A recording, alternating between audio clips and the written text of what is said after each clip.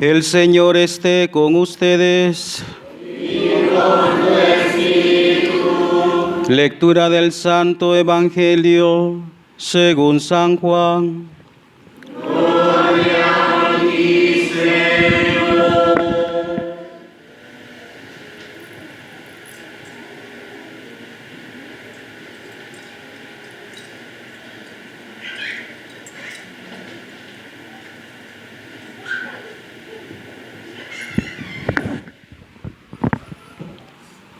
En aquel tiempo Jesús dijo a los fariseos: Yo soy el buen pastor. El buen pastor da la vida por sus ovejas. En cambio, el asalariado, el que no es el pastor ni el dueño de las ovejas, cuando ve venir al lobo, abandona las ovejas y huye.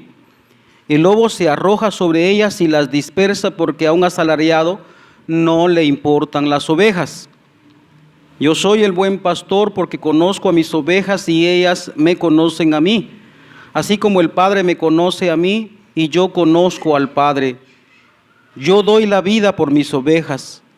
Tengo además otras ovejas que no son de este redil, y es necesario que las traiga también a ellas. Escucharán mi voz y habrá un solo rebaño y un solo pastor. El Padre me ama porque doy mi vida para volverla a tomar. Nadie me la quita. Yo la doy porque quiero. Tengo poder para darla y lo tengo también para volverla a tomar. Este es el mandato que he recibido de mi Padre. Palabra del Señor. Gloria a ti, Señor Jesús.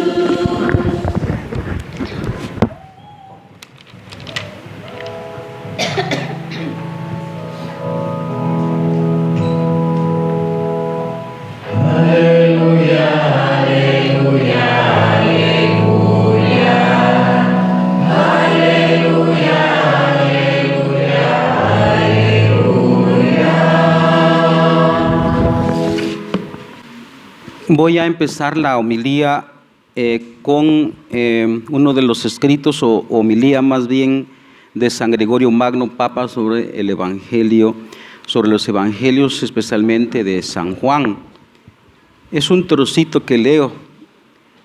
Yo soy el buen pastor y conozco a mis ovejas, es decir, las amo, y ellas me conocen a mí. Es como si dijera con toda claridad: los que me aman me obedecen, pues el que no ama la verdad es que todavía no la conoce. Ya que han oído, hermanos, cuál sea nuestro peligro, piensen también por estas palabras del Señor, cuál es el peligro de ustedes. Vean si son verdaderamente ovejas suyas. Vean si de verdad lo conocen. Vean si perciben la luz de la verdad. Me refiero a la percepción no por la fe, sino por el amor y por las obras. Pues el mismo evangelista Juan, de quien son estas palabras, afirma también: quien dice yo conozco a Dios y no guarda su mandamiento, miente. Hasta aquí el trocito de lectura de San Gregorio Magno, de la cual me voy a servir para hacer la homilía de este día, como decíamos, conocido como el Domingo del Buen Pastor. Primero, pues hay que darle gracias a Dios, como decía el Salmo responsorial en la parte final, alabarlo. Bendito el que viene en nombre del Señor, que Dios desde su santo templo nos bendiga. Tú eres mi Dios y te doy gracias. Tú eres mi Dios y yo te alabo. Te damos gracias, Señor, porque eres bueno, porque tu misericordia es eterna. Es necesario alabar y darle gracias al Señor, porque Él es como dice Jesucristo: yo soy el buen pastor. Él es el que guía nuestra vida. Aunque Él sí lo sabe con perfección, el problema, como decía San Gregorio Magno, saber si nosotros nos damos cuenta y saber si usted le obedece. Primero vamos a hacer algunas explicaciones, por ejemplo, de la palabra amor. Nosotros vivimos con la palabra amor pensando que es un sentimiento, ya digamos un sentimiento bonito respecto a las personas. Y nosotros vivimos de esa manera, pero eso no es el amor. Eso no es el amor, eso es un esquema mental actual que se instaló más o menos como desde principios del siglo pasado, que creemos que el amor es un sentimiento, pero cristianamente hablando y bíblicamente hablando, no se trata de eso. Porque como decía aquí San Gregorio Magno, habría que revisar si Él es nuestro buen pastor, porque miren, en la cultura actual a nosotros nos han inyectado, como les hemos dicho muchas veces, por mucho veneno. Hay mucho veneno en nuestra mente y corazón. Hay algo así como una especie de software instalado en nuestra cabeza. Entonces yo recuerdo a un filósofo ateo, y él dice de la siguiente manera, y eso fíjese que lo han abrazado la cultura actual de una manera impresionante. Uno se da cuenta, uno observa, por decirlo de esa manera un poquito fea, a las masas, cómo actúa, y resulta que a la hora de la realidad está este esquema mental. Algo así como cuando salen las líneas de computadoras, ¿no?, de nueva generación, uno sabe que ya viene con sus software, con sus sistemas operativos actuales, y uno sabe cómo funcionan, al menos los expertos. Algo así se ve en la actualidad. Uno observa el actuar de la gente y uno dice, esto tienen instalado. ¿Sabe qué dijo Federico Nietzsche? Dicho en alemán, Friedrich Nietzsche. Él decía, solo el que tiene complejo de oveja es el que obedece. Es lo que él llama la moral de los señores y la moral de los esclavos. Esos cristianos que todo el tiempo viven acomplejados, como con miedo de Dios.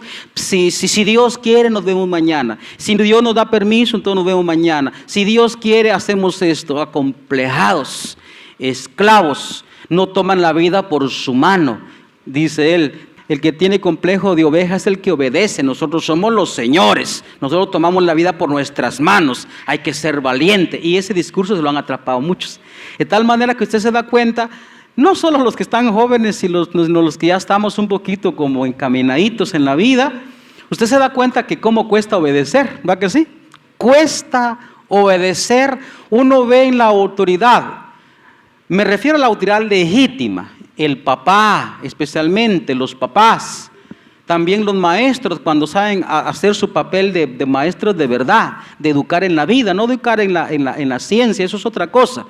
Y también, por ejemplo, las autoridades legítimas, las autoridades que ven por el bien del pueblo, no por manipularlo a través de regalos, sino por el bien. La autoridad legítima, usted se da cuenta que nos mandan y uno le cuesta obedecer. A los patojitos ahora les cuesta un mundo obedecer. Los jóvenes les cuesta, y es más, está como de moda ser muy rebelde, muy rebelde. Y ese esquema mental uno ve que está ahí. Entonces nosotros, como decía aquí San Gregorio Magno, él decía, vean ustedes ese peligro, ¿no? Vean si son verdaderamente ovejas de verdad, ovejas. Vean si conocen realmente la verdad. Vean si perciben la luz de la verdad. O sea, tenemos que observar eso. La autoridad legítima no es un obstáculo a nuestra libertad. No es. ¿Por qué? Aquí entra lo que decía San Gregorio Magno. Mire, una cuestión que a mí me impactó mucho cuando estaba preparando la homilía. Fíjese que yo utilizo mucho esa expresión que hoy solo que lo dijo en negativo Gregorio Magno, que nosotros percibamos por la fe, no tanto por la inteligencia, ni las neuronas, ni los silogismos, sino por la fe. Yo tengo mucho esa palabra en mi boca. Y ahorita me contradijo. Claro, no significa que estoy contradiciendo, ni que Gregorio me está contradiciendo, sino que hay un grado más de conocimiento. Una cosa es el conocimiento intelectual, cognoscitivo, aquello que podemos percibir con nuestras neuronas. Otro conocimiento que es a través de la fe, y eso lo tengo que afirmar demasiado porque la mayoría cree que el conocimiento llega nada más por la cuestión del estudio. No, la fe también es un medio de conocimiento potente. Y mire, aquí está el otro grado. Y el conocimiento por el amor. Llama poderosamente la atención. Fíjense cómo lo decía Jesucristo. El Padre me conoce y yo conozco al Padre. Oiga cómo dice eso.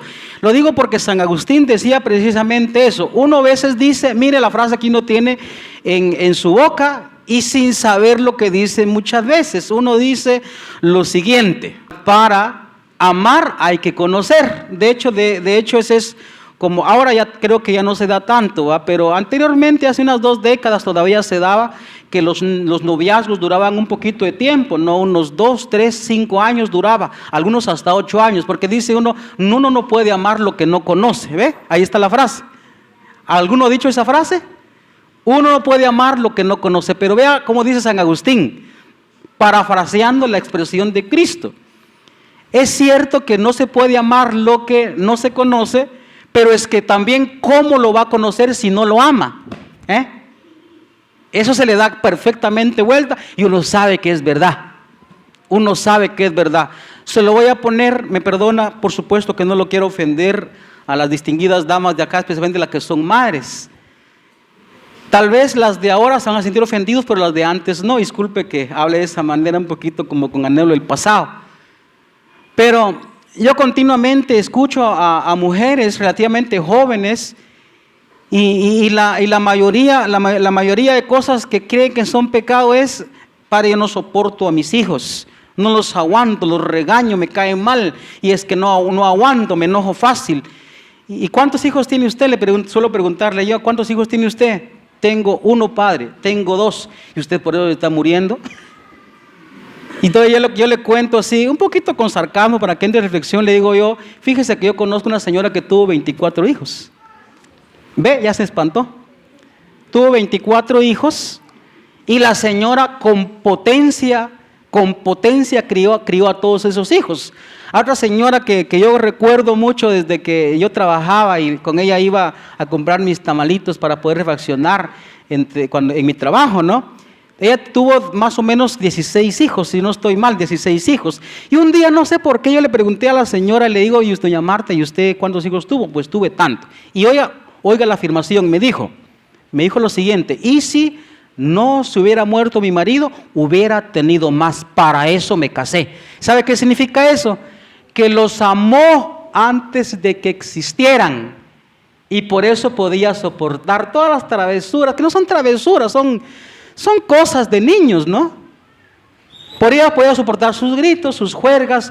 Entonces yo le pregunto normalmente a la señora de ahora, la moderna, le pregunto, y entonces usted está muriendo y le pongo estos ejemplos. Dígame usted, ¿cómo es que esa señora de 24 hijos aguantó criar todos sus hijos? ¿Sabe por qué? Porque tenía una potencia, un conocimiento que se llama amor. ¿Cómo se llama? Amor. Y entonces conoce perfectamente a los hijos y los ama. Y por eso los cuida. Y por eso les da sus amores y sus cariños y también los corrige. Y no importa que ya sean viejones de 40 años los hijos, todavía los sigue corrigiendo. Dese cuenta lo que está ahí. Y entonces ahora pongamos eso que acabo de decir en el plano de la obediencia de nosotros. Mira, aquí voy a decir una cosa un poco chocante. Muchos de ustedes se jactan, no digo que sea malo, pero de ser profesionales. Somos un pueblo, San Pancho, somos un pueblo culto. A veces decimos. Pero fíjese que el estudio, no sé si se da cuenta que a veces las ramas que usted maneja del derecho, de la ciencia, de la psicología, de la antropología, de la docencia, hay una cantidad de ramas ahora en la ciencia y en los estudios. Usted se da cuenta que hay algunos aspectos que chocan frontalmente con la fe cristiana. ¿Se da cuenta o no se da cuenta? No sé si se da cuenta. Si no se da cuenta es porque no conoce su fe. Pero el que se da cuenta, uno dice: no, es que esto no puede ser. Esto no lo puedo hacer yo. Mire, por ejemplo, la legislación, me parece que es, no sé de qué país, me parece que es de España, ¿no? Quitaron la ley, es una ley que estaba de la objeción de conciencia a los médicos, porque ellos no se pueden oponer a que el hombre que se quiera matar se le inyecte la inyección letal. Y ya no pueden oponer su conciencia cuando eso para el médico está en el juramento hipocrático desde el siglo cuarto antes de Jesucristo. Ahí está ese juramento. Y entonces para poder, digamos, para que nada se oponga, entonces el médico titulado no tiene que hacer caso a su objeción de conciencia y inyectarle al paciente, entre comillas paciente, la inyección, o hacer pues operaciones médicas que van a impedir que la mujer se embarace. Oiga, ve cómo es contradictorio. ¿Cómo le parece? Yo me gradué de médico y me gradué de médico para matar. ¿Cómo le parece de contradictorio eso? Y entonces por eso es que dice aquí otra vez, repito la frase de San León Magno. Dice: ya que han oído, hermanos, cuál sea su peligro, piensen también por las palabras del Señor cuál es el peligro de ustedes. Vean si son verdaderamente ovejas suyas, vean si de verdad lo conocen, vean si perciben la luz de la verdad. Porque si nosotros no amamos a Dios, me perdona, usted le hace caso más a su ciencia. Y es que yo me he topado con eso. No porque yo sea hombre de ciencia, pero uno se topa con gente cristiana que dice que es cristiana y a la hora de la verdad aplican cosas que están absolutamente en contradicción contra fe cristiana. Entonces, ¿cómo vamos a conocer a Dios si primero no lo amamos? Por supuesto que Dios sí nos conoce y nos ama porque nos conoce. Y se puede dar vuelta a eso perfectamente, eso es un trabalenguas, ¿no? Y entonces es ahí, hermanos, donde nosotros no podemos, como lo que hizo Jesucristo, dar la vida. Nosotros ahora no damos la vida. Fíjense que hay una expresión aquí extraña. Dice Jesucristo aquí: el Padre me ama porque doy mi vida por las ovejas. Y ahí hay una especie de contradicción pero es que el amor no tiene razón. O sea que Dios, su Padre, a usted lo ama porque usted da su vida. Y no, lo que pasa es que es lo siguiente, que uno ama porque ama, es decir, sin razón, pero cuando hay algo más que estimula el amor, uno lo ama más, ¿cierto? Uno lo ama más. Y entonces, fíjese que el Señor da la vida por nosotros y eso nosotros tenemos que captarlo para actuar de esa manera, igual. Por eso les decía sobre la obediencia, porque si nosotros amamos a Dios, debemos dejarnos dirigirnos por Él. Es que, hermanos, nosotros somos malos choferes de nuestra propia vida. Eso uno lo sabe. Mire, tal vez conscientemente, eso uno no lo sabe conscientemente, pero subconscientemente, es decir, uno se mete un poquito a reflexionar, uno hace una introspección para poder reflexionar, entonces, la realidad de la vida, y uno se da cuenta que necesita a alguien que le dirija a uno. Especialmente se lo digo a la juventud. Porque digamos así, cuando uno está así explayado, está uno pues con las euforias que el mundo nos da, uno dice: yo soy libre, puedo hacer lo que yo quiera. Y entonces a mí nadie me va a decir lo que yo quiera y yo sé lo que hago. Dicen, además cuando uno ya es un poquito anciano: yo sé lo que hago, usted no me diga lo que tengo que hacer. Y uno le dice con un poquito de soberbia, o más bien mucha soberbia.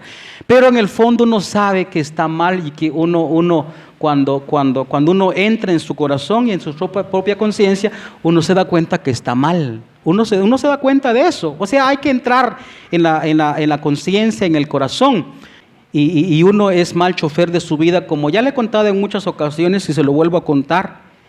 Aquel joven que llegó a preguntarle a su profesor, le llegó a comentar su vida, todo lo que había hecho muchas cosas malas y de último le dijo: regáñeme.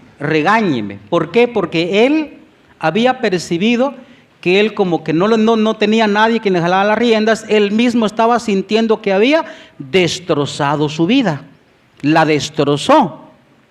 Y los jóvenes, algunas veces hay algunas expresiones. Yo recuerdo que un seminarista, uno de la parroquia donde yo acabo de salir y que dejé allá, entonces yo le pregunté, mira, ya vas para arriba. Entonces aprendí a manejar porque como uno sacerdote va por aquí y va por allá, entonces es necesario que uno aprenda un poquito a manejar. Pues, ay padre, pues yo ni en mi vida sé manejar y ahora un carro, me decía. Uno a veces dice eso como, pues así, ¿no? Pero es que en la realidad se vuelve, valga la redundancia, se vuelve real. Que uno se da cuenta que a veces la vida no va y uno necesita que le jalen un poquito por este lado. Entonces, hermanos, el Señor es el buen pastor. No le haga caso a ese esquema mental que usted tiene, porque tal vez ni conoce a este que le acabo de mencionar, Federico Nietzsche. Tal vez ni lo conoce, tal vez ni lo ha estudiado, pero el esquema mental se ve que está actuante. Por eso se llama sistema operativo. Está actuante en la sociedad y la gente no quiere obedecer. No quiere obedecer, no le gusta obedecer. Le cuesta, o más bien, nos cuesta un mundo obedecer. La autoridad legítima, cuando nos dice las cosas que tenemos que hacer, es porque quiere salvarnos, quiere que nos vaya bien, no quiere que suframos, como la mamá, al menos la mamá que ama de verdad, le dice al hijo: mi hijo, esto no se hace. Hágale caso, aunque encuentre en su interior contradicción. Hágale caso a la mamá, al abuelo, a la suegra cuando lo regaña. Hágale caso, por el amor de Dios, porque usted quiere escuchar la voz de Dios. A veces uno cree, yo como sacerdote a veces miro que la gente quiere escuchar la voz de Dios venía del cielo y le va a decir a usted: Dora, por favor, ahí no. Cuando en realidad Dios le está hablando a través de la mamita, de los papitos, incluso de un hermano menor. De alguien que tal vez no tiene autoridad, pero lo que está diciendo para su bien, allí Dios le está hablando. Voy a terminar. Dice, en estos días se habla mucho del Salmo 17, el Salmo 17 que ha sido nuestro salmo responsorial de hoy. Decía la primera estrofa, con esto voy a terminar: más vale refugiarse en el Señor que poner en los hombres la confianza. Más vale refugiarse en el Señor que buscar con los fuertes una alianza. Y dime, perdona, pero es que eso hacemos nosotros hoy. ¿Acaso no es cierto que la gente disculpe, no estoy contradiciendo la autoridad de alcalde, porque acabo de decir, o de legítima? Pero ¿acaso que uno se quiere juntar con el alcalde, uno se junta con el gobernador, porque uno quiere un huesito? Guatemala y todos los países latinoamericanos están pegados de Estados Unidos porque ahí hay plata, señor, ahí hay plata y vamos para allá, se junta. Como antiguamente se juntó también Israel con Egipto. Y Dios le reprochó a través del profeta Jeremías: ¿por qué te alías con Egipto? Y nosotros nos confiamos más en los hombres que en Dios. No digo que su ciencia, lo que sea que usted en la línea, cuando está bien, confíe en ella, porque la ciencia verdadera habla de la verdad, lo que habla mal es el cientificismo, pero los criterios, esquemas mentales profesionales que usted pueda ver y que están en un error, ¿por qué les hace caso a eso? Uno, a la fin y al cabo, confía más en los hombres que en Dios. Claro que hay una cierta confianza en los hombres, como ya acabo de decir, de la mamá, del papá, cuando están hablando legítimamente. Pero por eso dice el Salmo acá: más vale refugiarse en el Señor que poner en los hombres la confianza. El Señor, hermanos, es el buen pastor. Esa parábola, pues está tomado de la vida cotidiana. Hoy nosotros la entendemos porque aquí no hay pastores. Aquí no la entendemos porque aquí no hay pastores. A uno le parece que esto es una especie de cuentecito de hadas. Lo cual se está tomado de ese mundo antiguo que todavía hay. Allá los pastores realmente son pastores porque son dueños de las ovejas y van caminando y transhumando, como se dice, distancias bárbaras, porque es un mundo demasiado árido y las ovejas necesitan que las cuiden. Nosotros también a lo largo de la vida y estando en un mundo tan peligroso como ¿verdad? Que nos puede devorar, uno sabe que necesita de Dios para que lo guíe. Si no, uno termina perdiendo la vida. Queremos amar a Dios, amémoslo y después vamos a conocerlo también, y al revés. Queremos conocer a Dios, amémoslo y conozcamos de Él. Estudie su fe y va a ver cómo es, hermanos. Fíjese que eso le doy mi testimonio yo. Es delicioso poner la vida al servicio de Cristo. Es que ya le he contado a mí me endulza mi corazón cuando hablo de esto, porque por mí mismo yo me hubiera casado, y no digo que eso es de mal, Por mí mismo yo me hubiera casado, yo estaba muy enamorado de una chica que me prometía 1000 amores y un matrimonio dichoso, pienso yo. Pero he sido muchísimo más dichoso y me dio su amor. Me endulzó tanto el corazón que mire dónde ando. Mire dónde ando lejos de mi casa. Y el Señor le endulza el corazón, no se da cuenta que a veces mi corazón siento que explota de alegría porque me siento muy amado. Donde quiera que uno va, pues uno recibe cariños. Claro que siempre va a haber gente que lo critica a uno, pero más recibe uno amor y más recibe uno grandes cosas, porque Cristo lo prometió. Yo te aseguro, decía Jesucristo a Pedro, que el que ha dejado padre, hermanos, casa, recibirá el 100 por 1 de todo eso. Y eso es verdad. Por eso yo le confieso, hacerle caso a Dios, hacerle caso a Cristo, el buen pastor, es delicioso.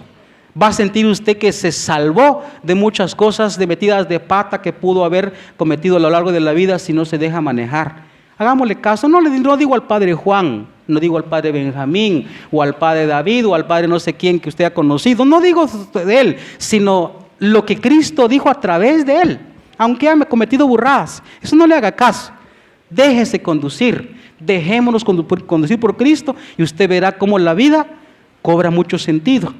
Y sentimos y experimentamos nuestra vida salvada por Cristo. Dele un aplauso a Cristo, el buen pastor.